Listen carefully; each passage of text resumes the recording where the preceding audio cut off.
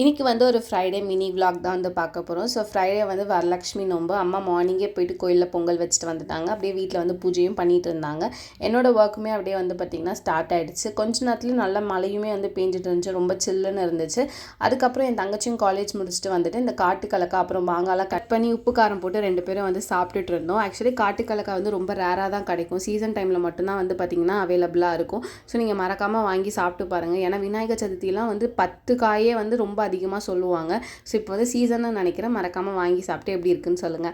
அதுக்கப்புறம் திருப்பி 6 மணிக்கு அம்மா பூஜை பண்ணிட்டு இருந்தாங்க. நாங்களும் காஃபிலாம் குடிச்சு அதுக்கப்புறம் வந்து பார்த்திங்கன்னா முறுக்கு சுடலான்னு சொல்லிட்டு மாவு தான் வந்து பிசைஞ்சிட்டு இருந்தோம். எல்லாருமே மாடியில் போயிட்டு கொஞ்சம் நேரம் காற்று வாங்கிட்டு அப்படியே அவங்க வேலையும் அவங்க பார்த்துட்டு இருந்தாங்க. என் வேலையும் பார்த்துட்டு நிறைய கதை பேசிகிட்டு இருந்தோம்.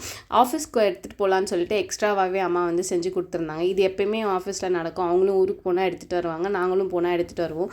ஸோ உங்கள் எல்லாருக்கும் என்னோடய வீடியோஸ் பிடிச்சிருந்துச்சுன்னா மறக்காமல் சப்ஸ்கிரைப் பண்ணுங்கள். பாய், ஸ்டே டியூன்ட்.